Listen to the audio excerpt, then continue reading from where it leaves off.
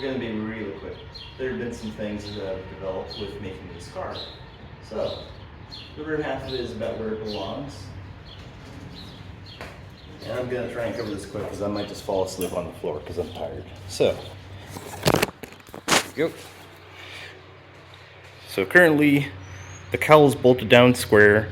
I've got this really close to where it belongs, and I need to make some measurements from where that is where the old sub rail for the floor structure around the door and the actual like floor of the rest of the car used to be. I left those on as I wanted to use what was left of back when this was a sport coupe with the wooden and vinyl roof instead of the normal like roadster roof that's like that one over there. So yeah, going from that, there's differences with the cowl, and it's mostly on how the hinges are put together on these cars, which is kind of an interesting topic in itself because I ended up like getting the 90-year-old bolts to move and tighten up the lower hinge on here, so this doesn't sag at all anymore. It just moves the whole car, which is pretty cool. Slow down. There we go. I didn't want to like whip around and try and tweak something. So yeah, I'm going to use the lower feet of where the sub rails used to tie into the cowl up here and drill out these and just bolt them in loosely for a while, and it will give me the correct shape of where I'm needing to have the width of the door out from the actual frame of the car, and give me a lot of details for where the actual width of the rear half of the body needs to be, as well as length and just everything else I kind of need to figure out soon.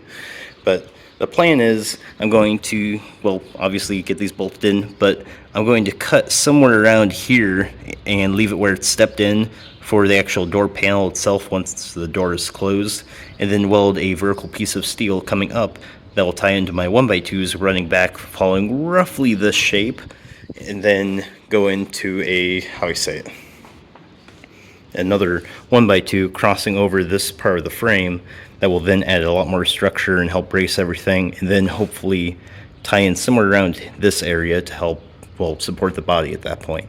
There's a lot of details that I don't have a good way of explaining until we get to that point, but I at least wanted to do an overview of an idea and kind of what the plan is, if that helps. Because this is all kind of like Frankenstein stuff together, figuring out on the way, because I've never built a car like this, or a body, or channeling it. But yeah, this is kind of where we're at with everything, and I'll see you guys soon. Later. So, the storm's rolling in and all that stuff. It's supposed to be kind of interesting tonight.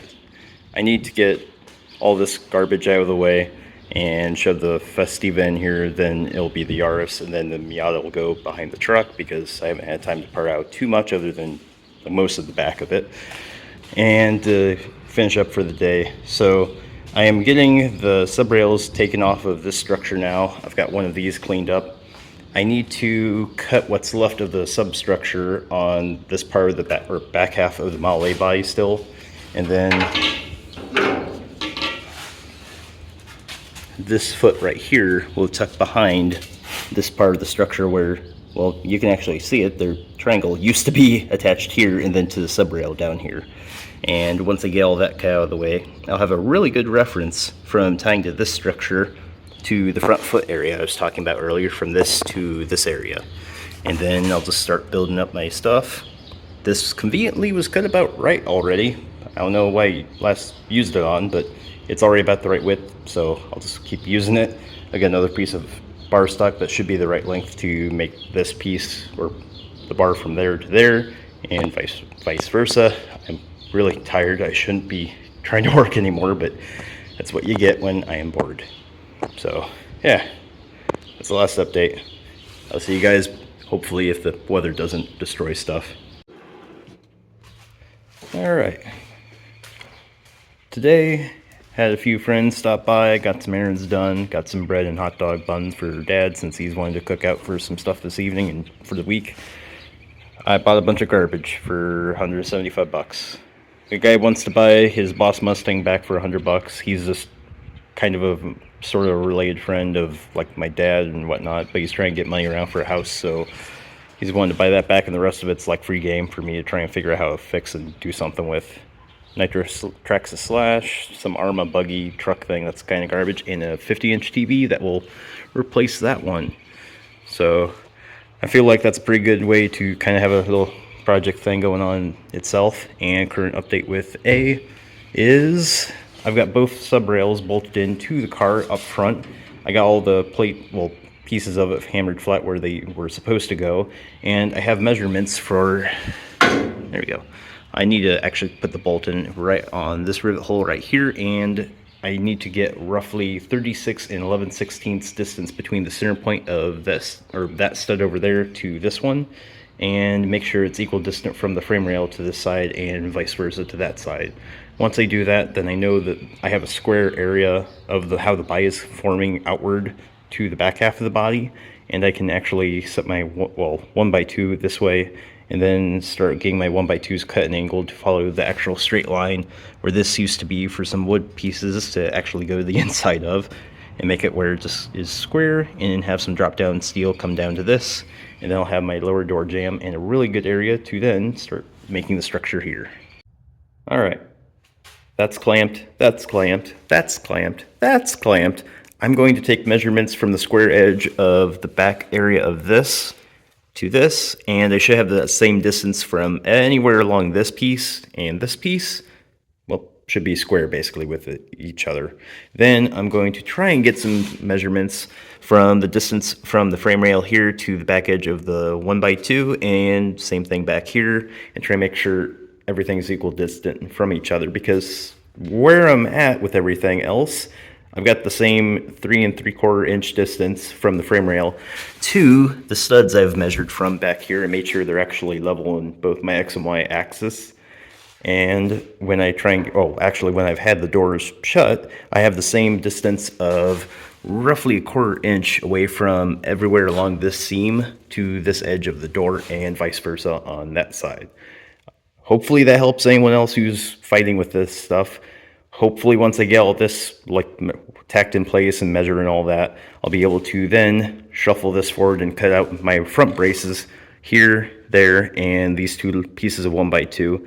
Since I have braces holding a lot of the structure in up to the halfway point of the rear windows, it should allow me to play around with the front leading edge of the body a little bit for me to actually get this somewhat staying in with the subrail structure here.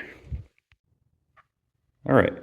We've taken measurements. I have 24 5/8 from the back edge of that beam to that one all across now. And I have, a little bit of a fun thing to measure. This will show about 4 degrees or so past 90. And on the other side of the door is actually the same. So I actually don't have to worry about the, frame and the whole car sitting funky right now. But that does tell me that even though this is a flat edge, it's swept about 4 degrees out to help get, room for your arms and stuff, even though this is a, tiny car. I have actually replicated the same angle with, knocking these 1x2s around to getting it to where it's about 4 degrees of sweep out. So there we go. I measured it across earlier. I don't know if I can get the same since I've got crud on it. But as you can see, it's about 4 degrees sweeping out, which matches the shape of the door panel. I'm actually about ready to weld, tack a few things, pull the clamps off, weld all the way around, and then cut from my heavier gauge steel pieces to help gusset in around here. I'll probably take some of the rods I was using to help brace everything from the backside and make it where it's going to be a few rods going from the backside of this down to this, and I'll clean cut everything that's left over. After that, I think that's everything ready to move to the back. It's about to be work tomorrow. I've got time to actually clean up and take it easy for the evening, but I cut the plate down below at 2 1/8 inches, and it came out pretty well. I just tacked it in across the whole thing, and it's flush with the actual edge of my old sub rail. I'll add in my little rods from what was the mechanical brake on this thing to help strengthen up the backside. I think I covered it earlier, but yeah, it'll just be an extra way to help reinforce this, because I have to assume some people at car shows, or even just people in general, will be like, oh, that's cool. And if they step on it right here, it's putting all the stress on the, well, structure of just that butt welded piece of steel here, and they would possibly kink it or bend it. And if I just add some metal rod from the backside, it'll be a lot harder for someone to just accidentally destroy it out of negligence. So that's if I push the door a little bit, and it's the same square edge across the whole thing. So yeah, pretty good. There, that's pretty good. You can see where my old edge of the door is to the actual sub rail. I'd say that's a pretty awesome way to end the evening or weekend and not have to be so beat up from everything. Yeah, I'll see you guys later.